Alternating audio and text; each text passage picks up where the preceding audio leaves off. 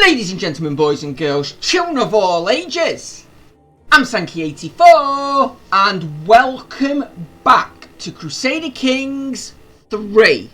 Yes, we are back. Can you believe it already? We're back, and this is going to be just a one-off. Yes, I wasn't expecting to be back so early, but as you are probably aware, the Northern Lords DLC has arrived, so I thought I'll just give it a quick look. And already, just from a quick test playthrough, just so I could get a feel, there's already so much I love about this DLC. One issue I have found though, now I don't know if this is just with myself or it's a known thing, but at the moment, I can't load up any of my previous playthroughs. Every time I try and load one up, the game crashes on me. So I'm not sure whether that's part of it or that's an issue on my end or with the DLC, but either way, that is one issue I am having. Now, I've gone through multiple of my previous save files, and it's happening to all of them from previous playthroughs. So, unfortunately, can't really get into the Pisa campaign anymore, what is a bit of a shame, because I'd love to have had a look at how it affects that. But never mind. What we're going to do, we're going to jump into a brand new game today, and I'm going to show off as much as I can in the time that I've got for today's episode. So, let's start a brand new game and see what's changed, shall we? Now, I was tempted to go all the way back to 867 when the Vikings were, big. They were the main power in the world. But then I thought, no.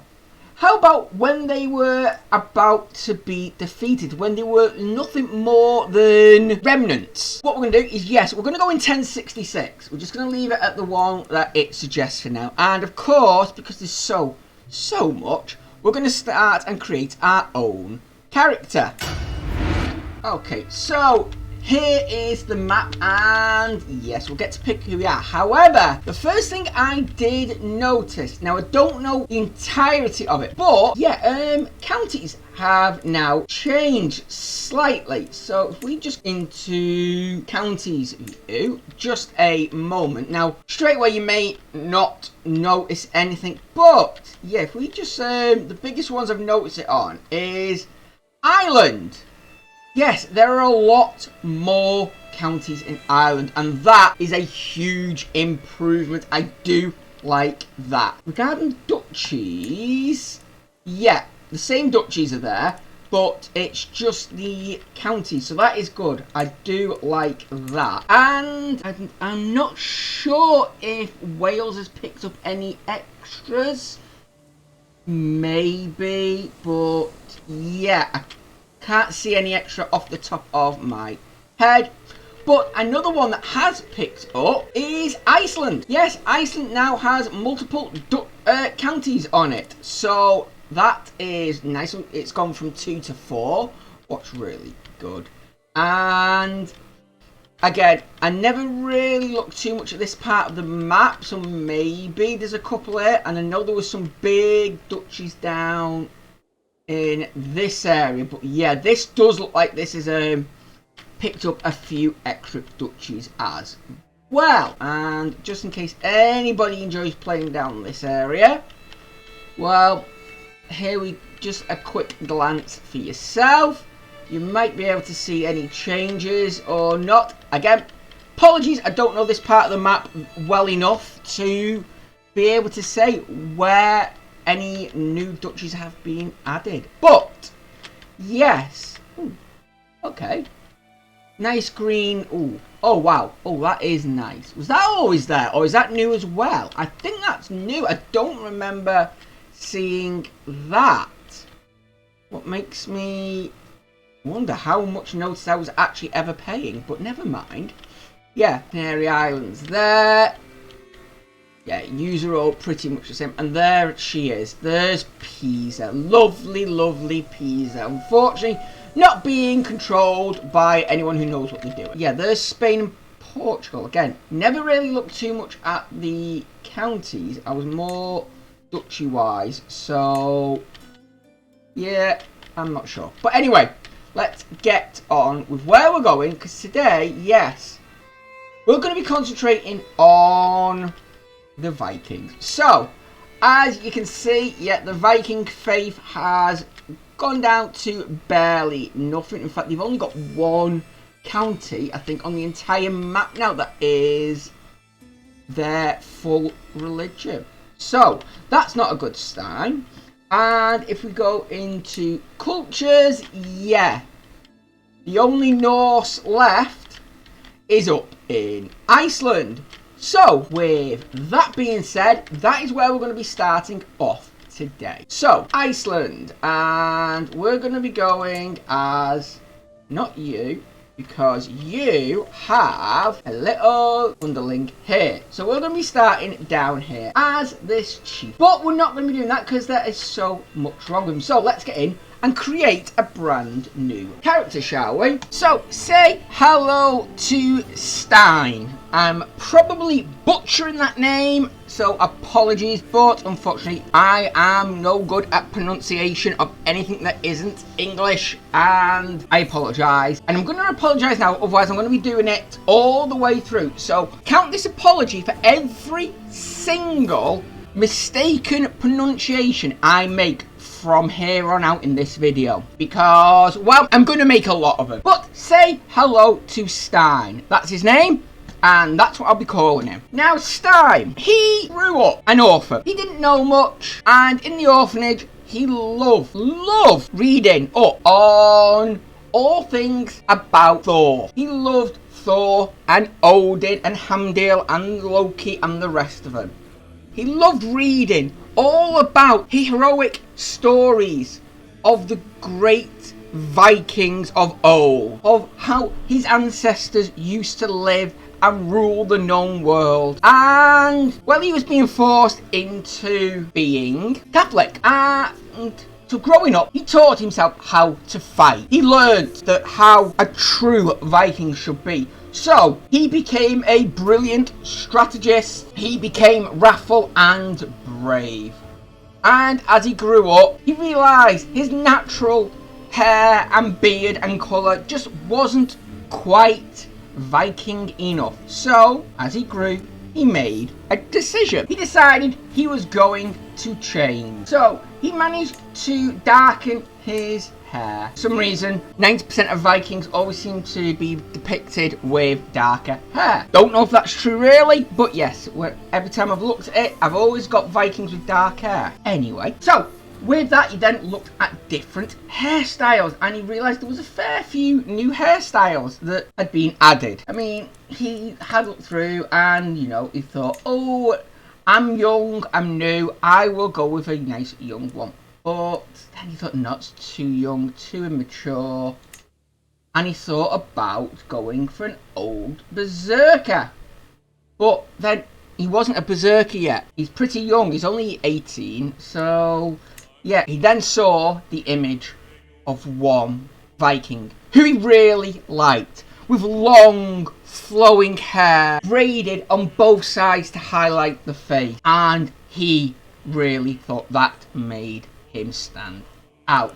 Now, he did go and try the single one, and while it did look nice, just didn't feel wild enough. So yes, he stuck with the double one. Then when growing out his beard, yeah, he wasn't too sure which one he liked. He was going to go with a Vangarian one, and again, he wasn't a Vangarian straight off. It just kind of just took up too much, and he tried to braid it, but again, it just looked wrong. So trimming it a little bit, add a bit of moustache on it, no, it just wasn't right still. And then again, cut it a bit further back, because it's always easier to cut rather than to grow out. And an aspiring Viking, that was more like it. That's what he was. He was aspiring to be a Viking. So he went with that. He did at one point look at leaving it long and braiding it just like his hair, but he decided no. He was aspiring to be one. He wasn't a Viking yet. He would have the double braids once he became a Viking. And there we go. That is how he looks on his 18th birthday. Now, growing up, with all that he had, it gave him certain traits. All that fighting and all that training led to an accident. An accident that cost him his eye. He lost an eye. But that's fine, because it showed how proud of a warrior he was. It showed him, and it was virtuous to have lost an eye in battle. During all that training, he went to the mountains. He trained hard in the winters and became a winter soldier. He learned how to keep his provisions during winter. He learned how to fight in winter, and he learned how to move in winter, giving him an advantage in the cold North Isle. And with all that training and that fighting, he learned to love adventure and became an adventurer. And with that adventure, he ended up taking the counties that he has now. He went on an adventure and gathered a few troops and took the county, where he now claims chieftain. But all this adventure, all this training, left him with a side effect he did not realise. He told his stories. He embellished what was needed, and he glossed over the parts that weren't that exciting. And without realising it, before he knew it, he was known as a poet. He became a poet. With his silver tongue, he was able to charm anybody. And that did cause another one. It did end up giving him a son. He doesn't know where that son came from. He can't remember which one of the many, many women he is laid with that birthed this child. But one day, a son was placed in front of him, and it was claimed that it was his. And like the proud Viking that he is, he decided to take that son in and bring him up Viking as well. And that, ladies and gentlemen, is where we're going to start our story today. Our story of the first Viking in a long, long time. So, here we are. We have nice area up here. We've got the two counties that we own. However, now we've got hold of the counties. The first thing we're going to do is we're going to find ourselves a wife, because that is what we need. And okay, we don't have much choice. 3 out of 4, but I never. So I think, yeah, you're all Norse, you're just the wrong religion, but we can change that. So your zealousy, you're not going to change. You are my spy master. You know what? Yeah, let's marry the spy master. That'll do. And of course, what we're going to have to do is change her face. And then, yeah, it's not really Viking attire, is it? So we've just received a new batch of clothing. So first thing we are going to do is go through and have a look at some of, excuse me a minute, let's just take the cloaks off. Yeah, make sure there's nothing on at the minute. There we go. So we're going to have a look at our clothing. Now there is some really nice Northern Lords outfits. Some better than others, but they're all pretty good. And I mean, while I would like to put that on, because that does look really nice, yeah, we're not actually fighting. Sorry, we're not actually sitting around on the throne in our armour. So you know what? Yeah, that looks quite nice. I do like it, almost Jedi-like. But yes, now the head. Gonna need something on his head to keep his head warm in the cold north. It's one thing he has learned about. Now, he's not really ready to wear any crowns or anything, so we're not going to be putting any of them on. However, yeah, again, we're not going to go with the helmet at the minute, but, you know, a Viking cap, that will do. Have a nice cap on his head for now. And obviously when he becomes bigger and stronger, then we can go for the crowns. And finally, yes, he's going to need himself a cloak. So he is an adventurer, so that could be very nice. And the Norse one, oh, a fox skin. He's been hunting foxes, has he? Fur cape. Oh, yeah, the big fur coat, nice, but I think that's a bit too big for him at the minute. He's not quite that important yet. So yeah, he's an adventurer. He can have the adventurer's cloak. But that's not all. Yes, our white page, she is also going to be joining us. So let's have a look at the female one. So again, let's just take everything off for now and we can have a look what we've got. So yeah, there are a few new styles as well for the women. So let's go with 5. No, these are the ones that we've already got. Oh, Princess Leia. Very nice. Yeah, let's go with the Norse crown one. Why not? There we go. Just wish you could spin around so you can see the back of it. But never mind. Right. Clothing. What are the female clothes like? Okay, it's not bad. I mean, that one makes you look like a maid. That one's... Let's go with that one. That looks nice on you. Kind of counters what I've got. And let's have a look. What cloak can you have? But you're not a shield maiden, so that's not going to happen. Chiefess. Oh. Yeah, you can have the chiefess one. There we go. That looks nice. Headscarf. A sailor scarf.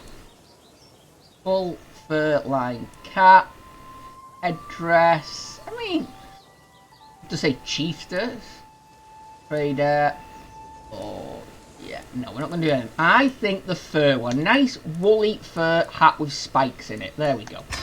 So there we have all of that, and of course we're going to need to educate our son, so we'll do that ourselves, and I think that is it for the setup. But yes, I do love some of the new artwork.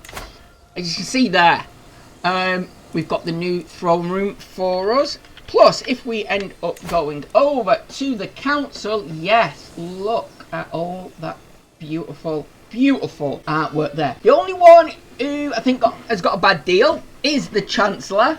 He's now being stuck outside, but I'm guessing he enjoys being out and about, so, you know, he's meant to be gabbing to people. He's not meant to be sat inside doing nothing, so, well, yeah, maybe he's on his rounds when the picture was taken. So, let's just see who we've got. First thing we're going to do is start... Oh, 23 years. Ouch. Okay, that's going to take a bit of time. That's okay. We'll get through. Everyone else seems to be pretty good. And now to the perks. Now, I have had a quick look through these, and I will admit, I don't know these perk trees inside and out. However, I can't see anything that's been a major change. Now, there might be a slight tweak here and there, but as far as I've seen, there's nothing major changed in them. So, what we're going to do is, because we are Vikings, yes, we're going to come down the strategist route. So, naval speed up so we can get to and from raids. And, of course, raid speed up. So, we're heading down that way for now. But as I say, you're not really here to see me do a proper playthrough. It's not about, it's all about the new stuff. What's new? And as I say, I've only got the one video to really show it all off. So, I do like, as I say, the new info up here is quite nice. It's now, obviously, different colours depending on whether you can, whether it's a good idea or not to follow through with it. And I do like the new bits at the top as well. So, actually, just a little bit that I've enjoyed putting in. There is a few bits I've got to be careful now. Not all of this is going to be new for the DLC. A lot of what I'm going to be showing off as well today, I should have mentioned this earlier, is from the base game update as well, because they both hit at the same time. So, let's have a look at the new men-at-arms, because yes, all Norse have new men-at-arms. So we've got the armoured footmen there at 33 and 22. What, as we saw with Pisa, is pretty good. It does fairly well. However, if we just come down a minute, yes, the new heavy infantry for all Norse culture. 47, 30, 10. 47 attack, 30 defence, and 10 in pursuit. They gain pursuit Plus, with the new base game update, they've added a season effect into it now. So in winter, yes, that affects different abilities, different units, and all sorts of different things that we'll look at in a bit. But yes, so these actually get a boost during a harsher and normal winter. There are 3 types of winter in the game at the moment: harsh, normal, and mild. So we'll have a look at them when they show up. But yeah, there's also the Bondi. We'll also get the same boost in winter, and these have a 14 attack, 18 defense, 12 pursuit, and they're classed as spearmen. If we compare them to pikemen, yeah, 22 and 24. Now I am obviously set up as tribal at the moment, so I can pay for everything with prestige. But for 50 prestige less, I get units that are almost, very little difference in them, but they get the bonus of pursuit at the end. These are great, cheap units to have at the beginning. But even more impressive than them is the Vigman. 18, 20. That's not bad. For archers, compare that to normal archers, 25 and 10. That is double the defense of normal archers. And their attack is not bad. But they also have screening. And while screening doesn't really come into most fights, having a cheap unit that can screen is good, because the only other unit at this stage of the game that you have any chance of getting is the light horseman. And yeah, I mean 30, but negative effects in a harsh winter. So yeah, you've got to be careful and pick your battles. It's no matter a case of going, right, let's get 10,000 troops and just walk through. Oh yeah, there's going to be a bit of a starvation and we're going to lose a couple of troops, but yeah, that's fine. No, now it affects the fight as well. Not only are you going to be losing more troops per turn in winter, you're going to be less effective fighting. So yeah, you do really need to be careful about that. So we're gonna get ourselves some veterans for now, just for the one for now, and we'll give them a try out once they've all woken up. Decisions that are mostly the same, but there are a fair few new ones and some really exciting ones. So of course we've got the position, the hunt, the feast, and the pilgrimage, but determine personal deity. Now, because there are so many new gods and goddesses in Norse mythology, we can pick a favourite. Now, at the minute, you can only pick a choice of 4. Not sure if that will change over time, but yes. Let's go and have a look at who we can pick and what they will give us. So we can go with Odin, say Odin is our favourite, and that will give us +2 to intrigue and negligible amount in piety per dread. But we're not dreaded at the minute, so yeah, that's not really going to give us anything. Or we can go with Ula and get our martial up another 3. Movement speed in winter by 50%, and advantage in winter areas. Pretty good one for a Viking. Then we've got Thor. Unfortunately, yeah, Thor doesn't let us shoot lightning from our hands, and I think that is the 3rd Star Wars reference I've made today, so let's keep that tally adding up, shall we? But yeah, instead we get stewardship and prowess. That's great for fighting hand to hand and for managing the money we get from raids. And then we have the lovely, the beautiful Freya. And that gives us control plus 0.1. What is nothing to be sniffed at really, because naturally it's 0.1. So you're basically doubling your control every month compared to normal. And then you get your fertility up. But we don't need to worry about that at this moment in time. So I think, yeah, we're going to go with Ula. Go, so we'll have that.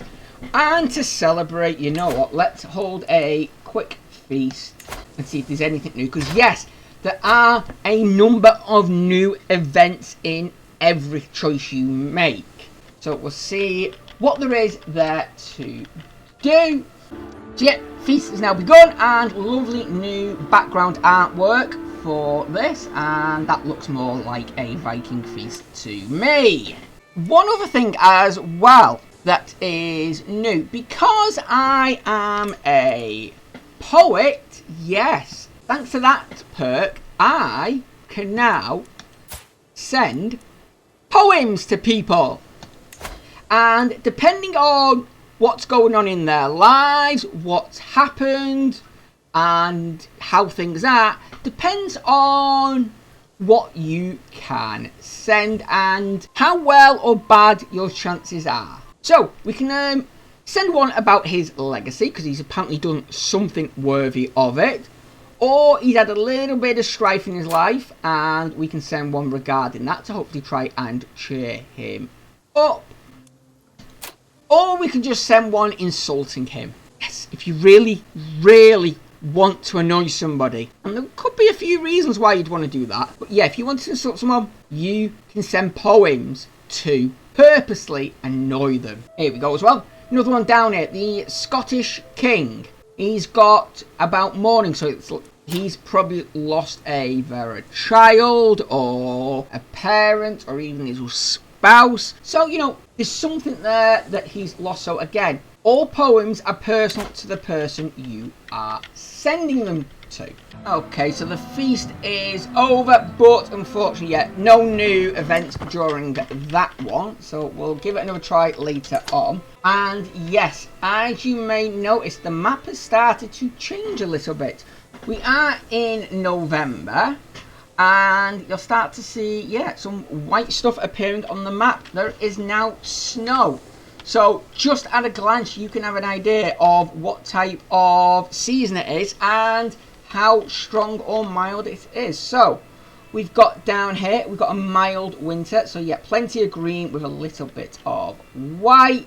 Up in this one here, yep, it's a normal winter. So mostly white with a little bit of green. And if we can, let's have a look, see if we can find one that's having a bit of a severe one, shall we? Here we go, right down here. Yep, you can see the snowstorm, the winds whirling, and the majority is covered in snow. And they are, nope, there we go, it's the ones up in the mountains. They are having a very harsh winter. So anybody who is in that area fighting would be under a lot of penalties. So if we just click on there, yeah, I mean, you've already got a supply limit and development growth down because of the mountains, but harsh winter, so supply loss is -10, fatal casualties during a fight -20%, and defender's advantage +5. So yeah, if you're a defender, you get a bit of an advantage there. But yeah, we can ignore most of that with our new troops. Okay, so yeah, just to show it off quickly, there we go. We've gone a little bit further. We're now into January, and yes, winter can change. So it's always best to keep an eye on it if you are fighting. So now, what was a nice normal winter up here is now it's actually a harsh winter all around. So yeah, you wouldn't really want to be fighting up here if you didn't have them troops. Not at this time of year anyway. Okay, so here is one of the new events I was telling you about. So a chieftain's longship says much about him. It tells you how rich he is, how successful, what image he wishes to project to the rest of the world. I look at my current craft and deem it lacking. As if to punctuate the thought, a piece of the rigging comes loose with a crack, the whole vessel creaking ominously as it redistributes pressure. Commissioning a new ship is simple enough, but is its simple replacement good enough? Don't I deserve a vessel that tells the world about me? So we can, let's have a look. We can just reduce stress, so no need for a costly craft. Okay, a dragon to roar my name, so that's 75 gold, and 2 diplomacy per level of fame. Okay, a monster, again 75 gold, and okay, 20 tax up, nice. Or a Leviathan, again 75, but I get, army loot capacity.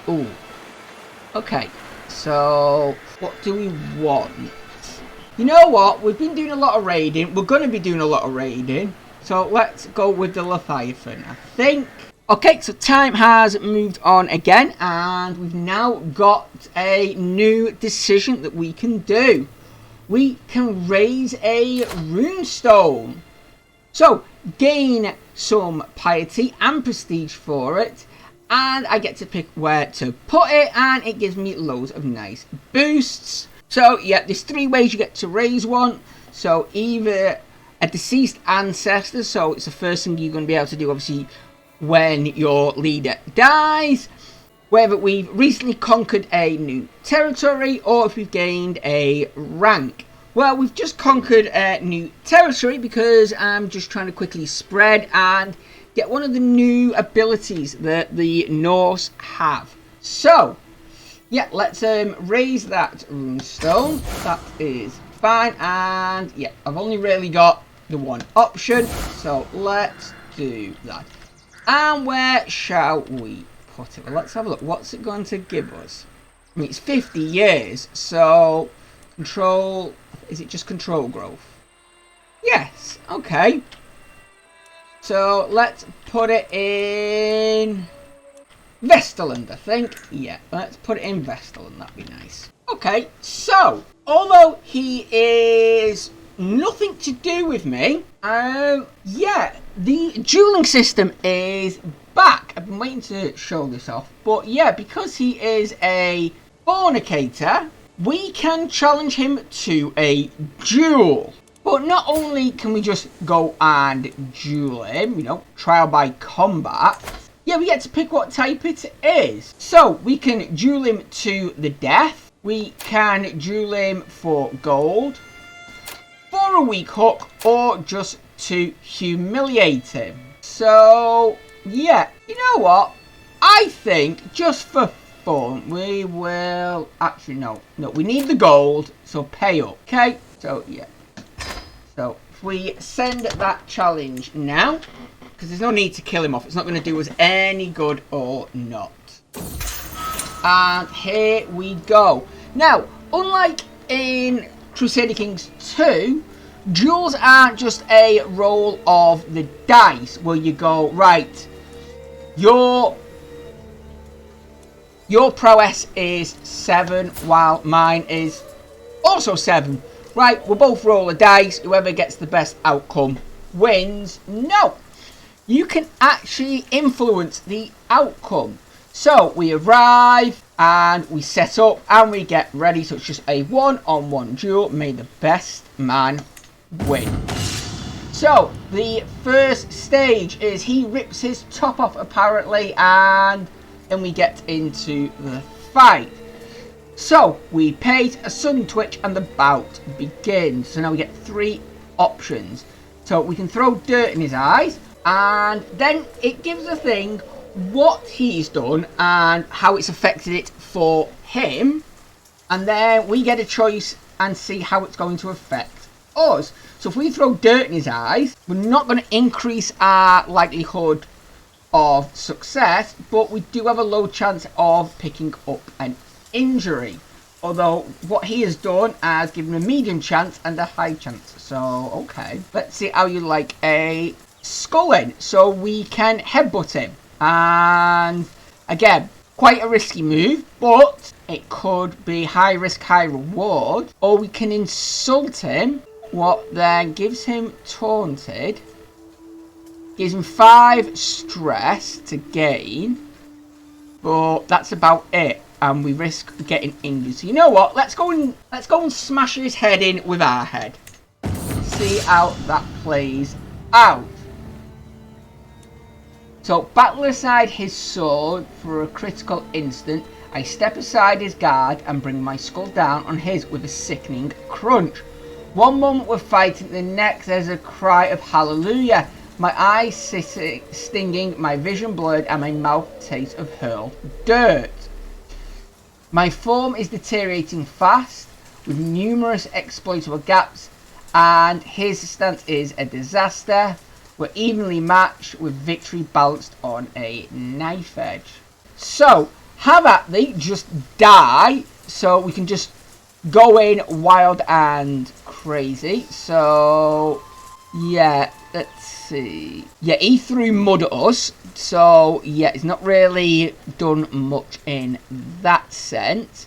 But, yeah, medium chance for success, but a high chance of injury again. So, enthusiastic onslaught, charging, swinging wildly. Because we're wrathful, we will lose some stress. But we've got a high chance of success, but a very high chance of injury. Or we can throw some dirt back in his face. Nah, we're wrathful. Let's go berserk. And there we go. After the second round, we won. Roaring my defiance, I throw myself wholeheartedly into a bevy of powerful cleaves, raining blow after blow on my opponent. Predicted it's not long before I force it into his knees. And from there, it's just one long, lazy swing to bring my axe edge up to his throat. The yield comes the second the cold metal touches his neck. I am victorious. Okay, so there we go. I win single combat. And he gets severely injured. There we go. So, we won. Resting easy back in Reykjavik. I exult in my success, my axe laid across my lap. The satisfying aches and pains ripping across my body remind me of small moments in the bout, little victories and fierce fought defeats, each winding towards his loss. Sack of silver, I said gold, not silver, rests against my shin, the satisfying weight a testament to justice well served. I had each coin counted one by one in front of everyone before we rode home. Yesterday we put our quarrel before the gods, and the gods answered wisely. Justice is served. We get 75 gold. So there we go. So we must have got 750 silver there. That's fine. Right. Okay, finally, it has taken a lot, to be honest. I thought it was going to be a lot easier than this to get everything shown off. But we have finally got a new decision to do. It has, as I say, taken a fair bit. But, yes, now we have converted... Oh, wait a minute. Fury of the Northmen. You're a great warrior, but the enemies truly fear you. Your main fury on the field. Okay, so he wants me to join him. You know what? Fine. Okay, attempt to become a berserker. Why not? And there we go. We gained the trait berserker. Very nice. I like that. Well, we know what we can do with that. We can start ripping some people's heads off. And anything else it gives us the ability to do. So martial up, prowess up, dread up. Opinion of berserkers up. Yeah, that's fine. Good. So that is nice. But yes, the reason I jumped in here to do a bit more recording. Yes, we can hold a grand blot now. So we've got a county now that is the correct faith. And we are independent. And we've got something special. We just quickly, before we go into there. Yes, we've got 2 prisoners. And I've had them for a while, as you can see. 7 years. So we're going to use them as part of this grand blot. So let's hold a grand block, shall we? In death, rebirth. So, although smaller blocks are held for many occasions through the year, once a decade, the Astari of Iceland come together for a grand celebration and, most importantly, a grand sacrifice. Through plentiful blood is shed for the gods, the meat of the offering goes to the faithful. Such a rich feast usually makes for an incredible party. Of course, such a fare is expensive, and certainly not all Astarians need to be invited. So, just the people of the court or everyone. Nope, we're having the biggest murder feast ever. Bring the whole lot of them. What I think's about 3. Okay, so the block can be both a grand and small affair. By tradition, they also include both human and animal sacrifices. Several prisoners will be offered to the gods, perhaps even including a special choice of my own. Their lives given in tribute to the gods. Though the beliefs of Astari demand this, there are commoners in my realm who find the thought abhorrent, and the ceremony can proceed with purely animal sacrifices if I wish to avoid controversy. No! Controversy all the way! Kill them all! So we could go with a decent array of animal sacrifices. So opinion and popular opinion will be less than with human sacrifices. Subjects that do not endorse human sacrifice will not lose opinion or popular opinion and get 50 piety. Bring forth the beast or fowl for every man. So more expensive but the same, and I get more piety. In fact, that actually costs. Tradition matters, the gods shall taste human blood.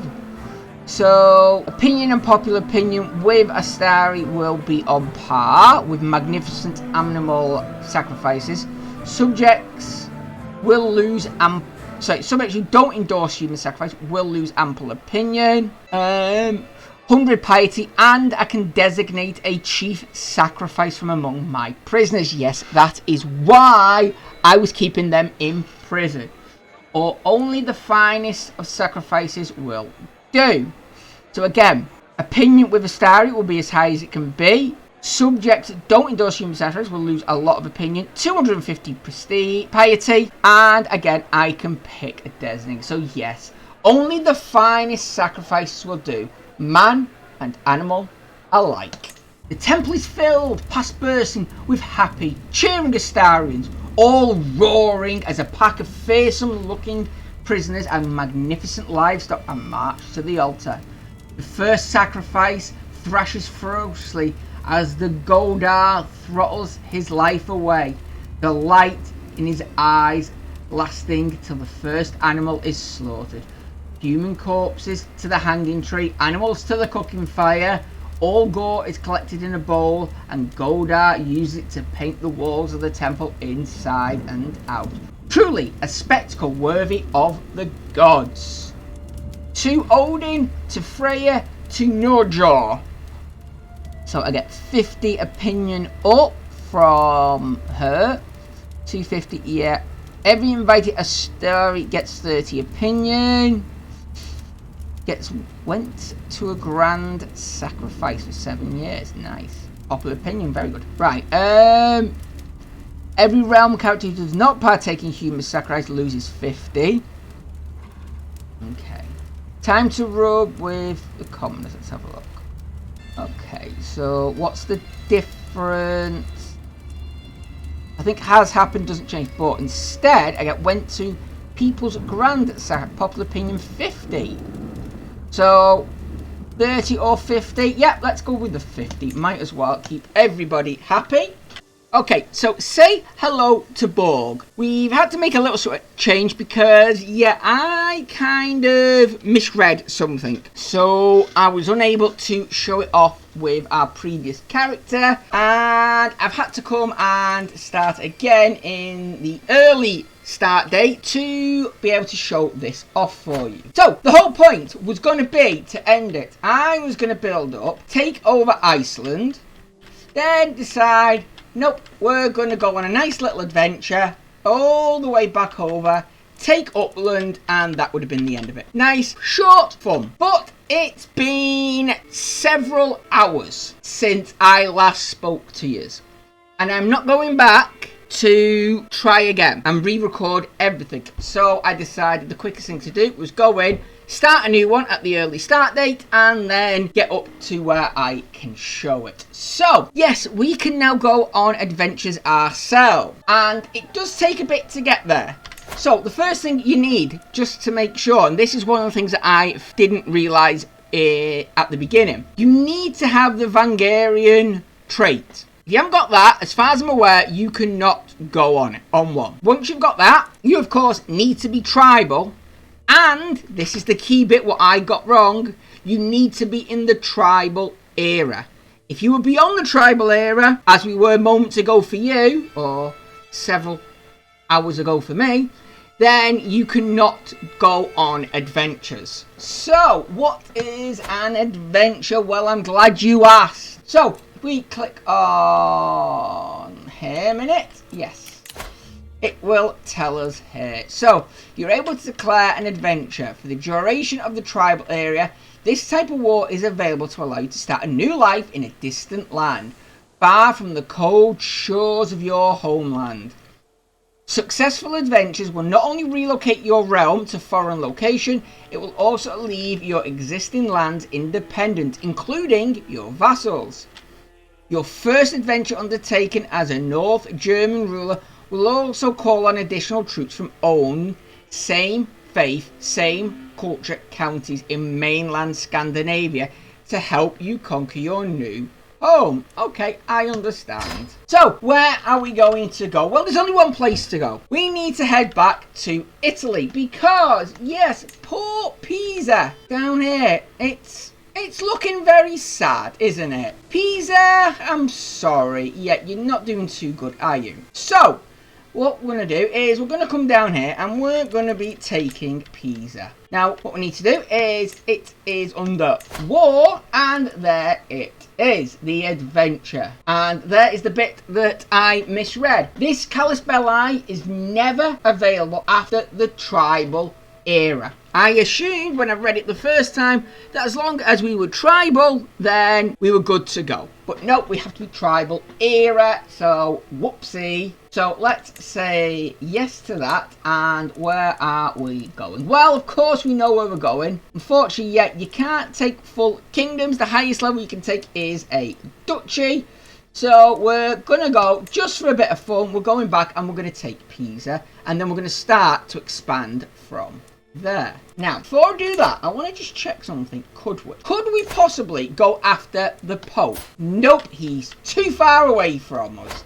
Damn. Never mind. Right. So yeah, declare war, and Pisa shall confirm that. And yes, they've got more troops than us, but that's okay, because I say this is just a little bit of fun. Let's declare war. I've gained another 2,000 men there because we've got plenty of it. And actually, I should have waited because I've just had my troops absolutely devastated in a war. So that's going to take me a minute to get them back. And as you can hear there, yes, lovely new music as well. So let's get everyone together, shall we? And hopefully, as they're moving over, they will start to recover. And of course, we might as well call all of our allies in, because yes, I've been having kids ready for this moment, just so we can call in all the allies. And the more allies, the better. Okay, so we've got all of our troops there, and there's still a few more to come in. So what I'm going to do is just take a nice walk down south before we head down. So, okay, we've got a bit of a problem I was not expecting. Yeah, the entirety of Europe is joining in. So, when you go and do it, be careful. Because, yeah, I don't know if we're going to be able to pull this off. So, let's just head down here and see how we do. Okay, right. So, we've got our troops down here. And for some reason, I wonder if Pisa's done something then. Because Pisa is suddenly under siege by Italy. Don't know what's going on there. have a nosy. Italy, what are you doing? Apart from my war? Nope. Just me. So I have no idea why that same Pisa is being sieged down. But okay. Well, what we're going to do is, yeah, I've noticed, yeah. My allies are all over here. They all come down this way. Yeah, they're taking the canals all the way to Italy. So, fair dues. I just went round the coast, but if they want to do that, then no problem there, I guess. So, okay. What we're going to have to do is we can't just go and attack Pisa straight off. So, I think what we'll do is, yeah, let's go and grab the islands first. We'll start doing some work on them, and then we can go in and take Pisa. Okay, so we've got Pisa. All of our allies are down here, and a lot of them and their troops are. So this is going to be an interesting fight. So let's just get moving around, because they do seem to be running away. Oh, no, no, they're moving again. They're on the move. Right, just need to be careful, because, yeah, coming round, and this is going to be one hell of a fight when everyone gets in. Let's just hope we can kill a load of them off before their reinforcements get in. Come on, come on. We've got ours in. Call to war. I'm already at war, but yeah, I'll help you if I can. Well, but I won't, because this will be over before then. And come on. Let's hope we are the better fighters. Just slightly outnumbered. And no, they're piling more in. We're not going to do this, are we? Not quite enough. It's going to be close, though. It's going to be close. And no. That's a shame. Oh, no, it's not a shame. It's not a shame. We've turned it around. We've turned it around. Oh, my God. We did it. That is the power of Pisa. Oh, yes. Our desire to take Pisa won us that fight. Oh, thank you. I was not expecting that one bit. Oh, that was nice. Now I've got to wait 7 months to take this one. Fine. Okay, so they've come back again for round 2. But it looks like this time, yeah, we've got them all by ourselves this time. It doesn't look like they're going to stand a chance. Oh, we're just... I am amazing at this game.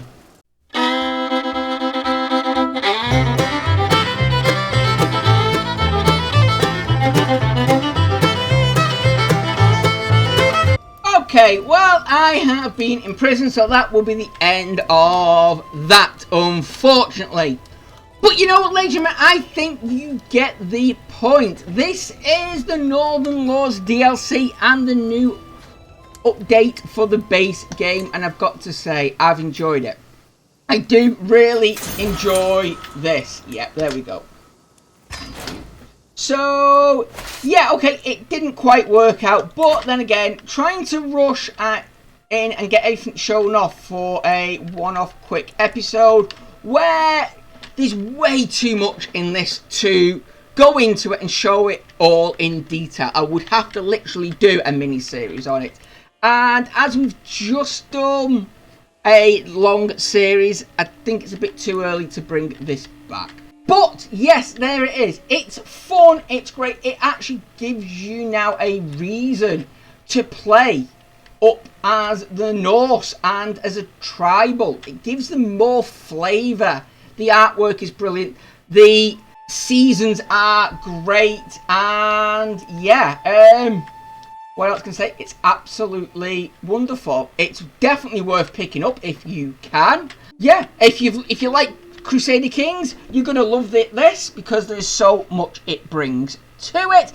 And if I am honest, I am dreading my next play when I have them against me, because yeah, it's going to make some interesting storylines. But that will be later on. As I say, once something big and major comes in and changes, maybe a new section of the map, a whole new style of play, I don't know, whatever it might be. But as soon as a big DLC drops, I will make sure that this gets put into the schedule at some point, I'm sure we can shufty things around to fit it in. But in the meantime, I've been Sankey84.